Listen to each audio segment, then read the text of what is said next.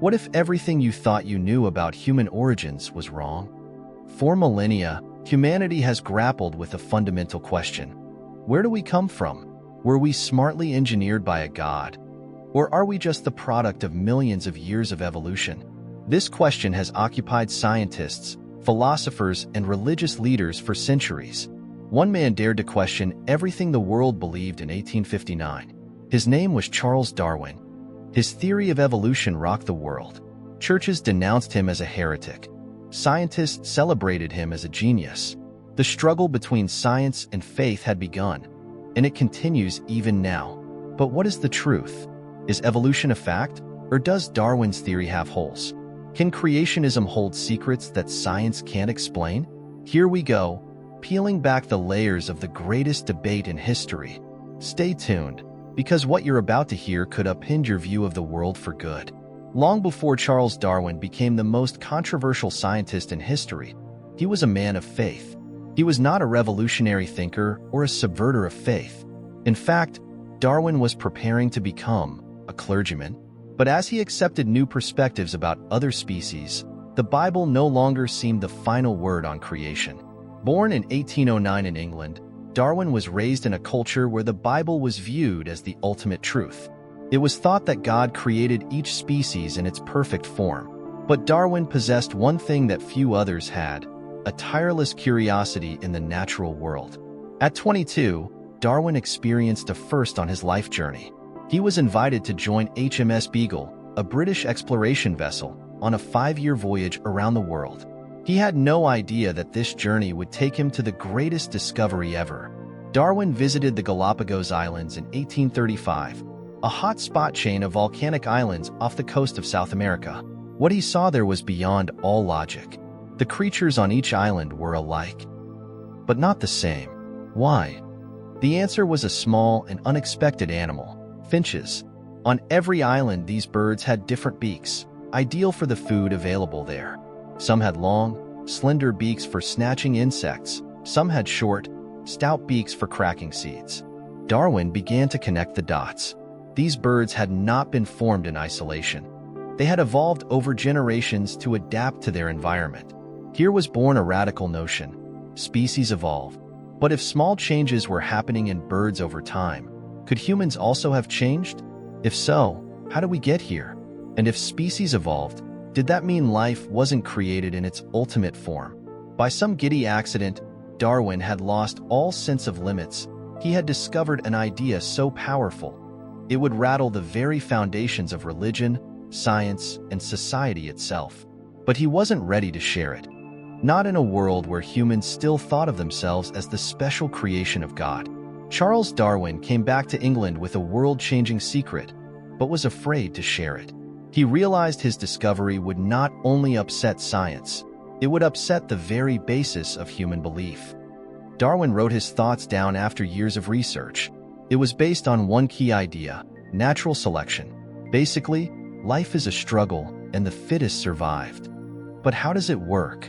Evolution comes pretty much down to one basic, powerful set of rules: variation. Each species has some variations. Fight for survival. Resources are scarce, and only the fittest survive. Reproduction. Survivors pass their traits to the next generation. Over millions of years, little changes accumulate, forming whole new species. Take a bunch of rabbits in the Arctic, for example. Some are loftier, others more fine. When the cold comes in winter, the thin-furred rabbits freeze and die. The thick-furred rabbits survive. So some time goes by, and only thick-furred rabbits are left, and this is natural selection at work. But what if such a process were the case in humans? And if little tweaks can produce different species of birds, then maybe humans evolved as well? If so, what were we before we were human? Darwin made a shocking proposal. Humans were not apart from the animal kingdom. Instead, we had branched out from a common ancestor, a species that had been neither ape nor human, but something in between. Darwin labored for 20 years on his theory, knowing the world wasn't prepared for it. But finally, in 1859, he published his book on the origin of species. And once the world lay eyes on it, there was no turning back. Some scientists said that Darwin was a visionary. Others called him a madman. But the actual battle was not in science, it was in religion. If humans had evolved from animals, what did that imply for the tale of Adam and Eve? Had science just contradicted the Bible? Or was there a path for faith and evolution to coexist? Cost the world, and the battle had just begun. Not just a scientific discovery, Darwin's theory of evolution was a theological earthquake. If species had evolved over millions of years, where did that leave the story of divine creation? For millennia, religious traditions across the world have told an alternative story, a story in which life was created, not haphazardly, but with purpose. In Christianity, the book of Genesis describes how God created the universe in 6 days. On day 6, he created the first people, Adam and Eve, in his image. Life didn't evolve, according to this belief. It was made sinless from the beginning. In Islam, the creation is also described in the Quran as the action of Allah. It holds that Adam was created from clay and breathed life, similar to the Bible. Islam, like Christianity, believes that humans are uniquely created, separate from the animal kingdom. But creation beliefs are not ended there. In Hindu cosmology, the universe is created, destroyed, and recreated in a continuous cycle. Reincarnation motion, Buddhism speaking, life flows all the while. Other gods had shaped the world in ancient civilizations, such as the Egyptians and Mayans. Eventually, a new thought came to mind: intelligent design. This theory merges science and faith, putting forward the idea that life is too complex to have evolved by chance, but rather that it was directed by an intelligent force. Creationists say you cannot explain these phenomena through random mutations alone. The complexity of the human brain, the perfect precision of DNA, or the fine-tuning of the universe, she said. Could this truly be the byproduct of blind evolution, or a hidden hand crafting reality? The struggle between evolution and creation was not merely a scientific one. It was about the meaning of life itself. If humans evolved naturally, did that imply we lacked any greater purpose? We were created. What was the intention of our Creator? Some accepted Darwin's theory, they wrote, and saw evolution as a beautiful, natural process. Others viewed it as a threat to all that was sacred. But one thing was clear: the world would never look at itself the same way again.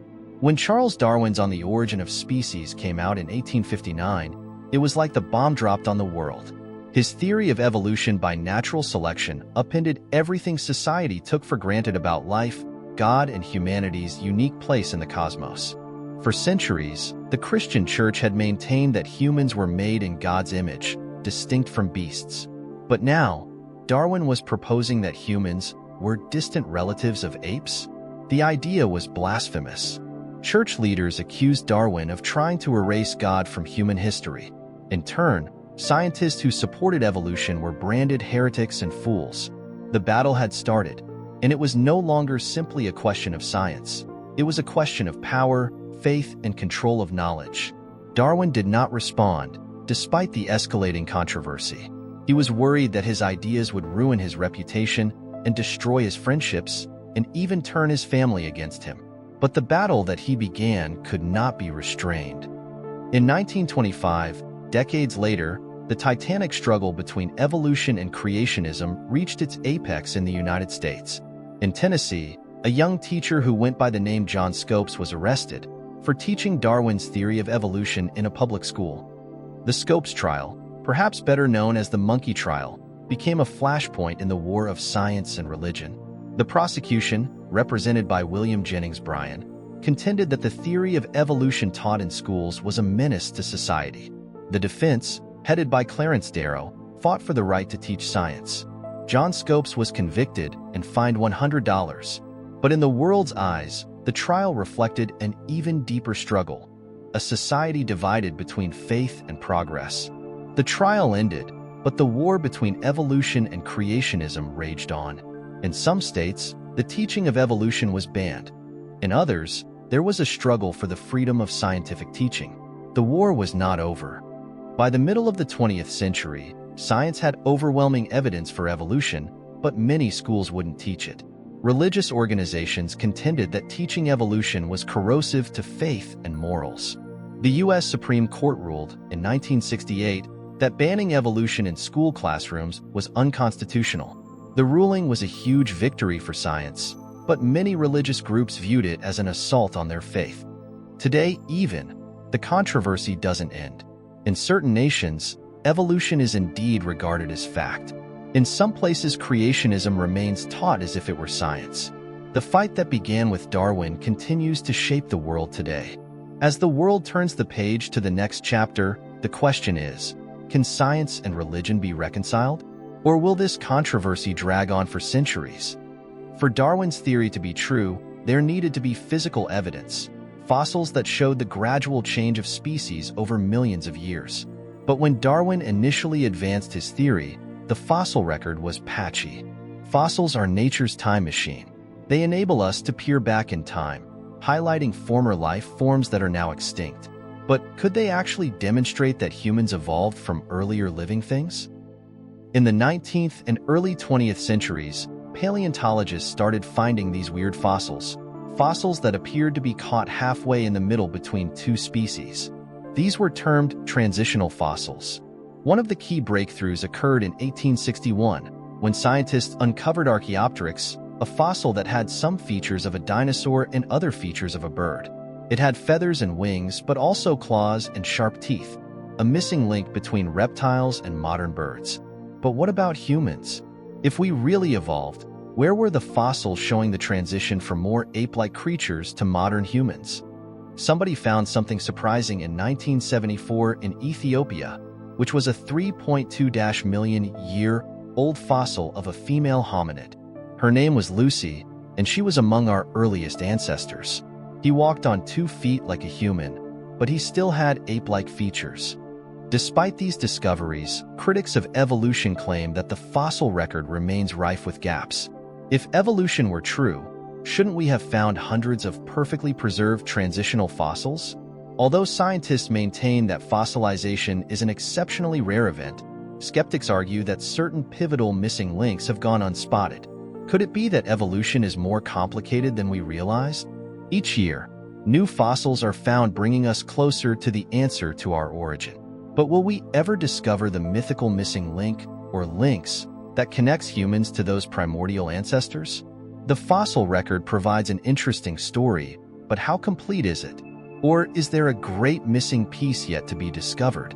For centuries, scientists and religious scholars fought over the origins of everything that we know by means of fossils, scriptures, and ancient texts. But by the 20th century, a new kind of evidence had emerged, one that might finally answer history's biggest question. The answer was in our DNA. In 1953, scientists James Watson and Francis Crick identified the double helix structure of DNA, a microscopic code that contains the instructions for all life on Earth. It was as if I found the blueprints for existence. DNA was telling us something amazing. All living creatures are related. From the smallest bacteria to the largest whales, all living things share a genetic language.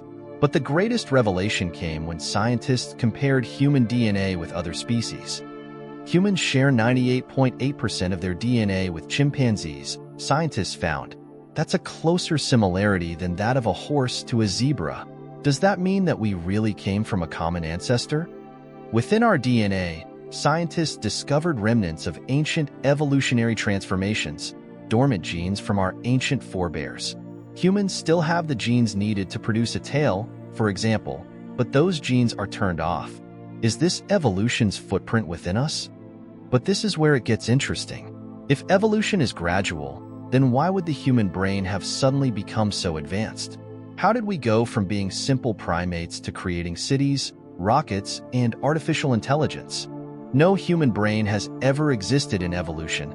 Just random mutation cannot explain this enigmatic complexity, some scientists argue. Is there another force at work, something that somehow guides evolution beyond mere survival? DNA shows that life evolved, but it doesn't explain one fundamental question. Where did the first life form come from? Despite everything we know about genetics, scientists still don't know how life got started. Genetics has provided us with our most convincing evidence yet that all life is interconnected. But does this mean that God does not exist? God uses evolution as a tool or something? The debate is far from over. In light of new developments involving genetic engineering, cloning, and artificial intelligence, we may soon be able to alter our own evolution. But is that playing God? Or is it just the next step along the way? DNA can tell us how we evolved, but can it tell us why? Are we just extremely sophisticated beasts, or more? The answer might shape the future of humanity. Over 150 years since Darwin's theory, and the war between evolution and creation rages on. Schools, churches, and governments continue to squabble over what we should learn. But why is this debate still relevant today?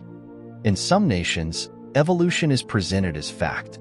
In others, creationism remains in the curriculum. Even today, some schools in the United States teach both theories in parallel. In the 21st century, some scientists and theologians have sought to blend evolution and creationism into a theory called intelligent design. The idea is that while evolution may be true, it is directed by a higher intelligence. Surveys indicate that beliefs about evolution and creation differ based on education, culture, and faith. Although evolution is broadly supported among scientists, a dear number of people continue to adhere to a creator. Some religious groups contend that science is seeking to eliminate God from the equation. Others think science and faith can coexist, that evolution is merely the mechanism by which God creates. However, scientists say evolution isn't just a theory, it's a fact, backed by mountains of evidence. The evidence, from fossils to DNA, is overwhelming. But what is there that science still can't explain? Some educators think students ought to study both theories, allowing them to make up their own minds. Others say limited opportunities for debate should be afforded in the classroom. But is it fair to exclude creationism, or is it censorship? In the era of the internet, social media and documentaries have disseminated medical facts and lies. Some sites preach evolution as fact, others insist it's all a lie. Argument is centuries old, but one thing is clear. This debate is not going away. Is science ever going to prove evolution beyond a shadow of a doubt? Or will new evidence for creation be discovered in the future? In the end, the story of our origins is not a question of science or faith. It's a question about how we know where we fit into the universe. The fight between evolution and creation has defined who we are, where we come from, and what our purpose is for over 150 years. So, will this debate ever be over? Or will we always wonder where we really came from?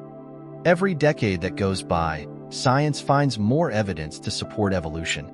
New fossil discoveries, genetic breakthroughs, and deep space exploration help broaden our view of life. But can science really explain everything? Despite everything we know, there are huge questions we still can't answer. Where did the original life come from? What made us evolve so much faster than, say, the rest of the living world? Is consciousness merely biology, or something else? With the advancement in technology, humans have started taking the place of creators.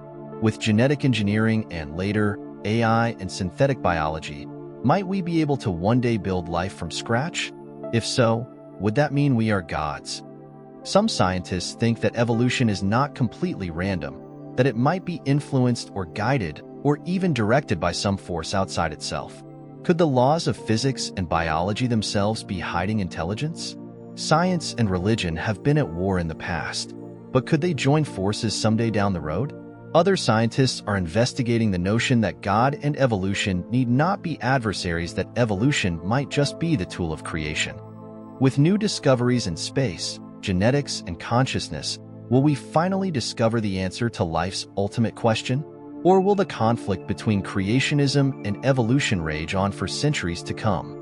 Random chance or purposeful design aside, we are always searching for meaning.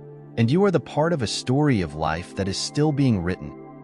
The depths of science and the heights of faith, we have illuminated what connects them, traveling from Darwin's discoveries to the latest leaps in genetics. But after all the evidence and all the arguments and all the debate, one question still remains. Others believe we are the end result of millions of years of evolution, our brains programmed, however you want to define programmed, by the forces of natural selection and natural survival. Others claim that we were deliberately designed by a higher intelligence, who imparted intelligence and purpose to us that transcends the need to survive. But what if the truth is neither one nor the other? What if you take the scientific lens and the spiritual lens, and they're both pieces of a puzzle that humanity doesn't yet necessarily know how to put together? Even with all the knowledge we have, we still don't know how life came to be. We still do not have an explanation for why humans evolved so quickly. And we still don't really know what consciousness is. Could the missing answers be outside of what we see? All that we've been through, and now the solution is up to you. Do you think we evolved over millions of years naturally? Or do you think we were created by a higher force with a purpose? Or could it be both? Let us know your thoughts in the comments. What do you think? Did we evolve randomly? Or are we here for a greater purpose? Join the discussion and share your thoughts. Whatever side of this debate you are on, one thing is certain: the quest for truth never ends. And until humanity stops questioning, the tale of life will write itself. If you enjoyed this video, please like, share, and subscribe for more in-depth explorations into history,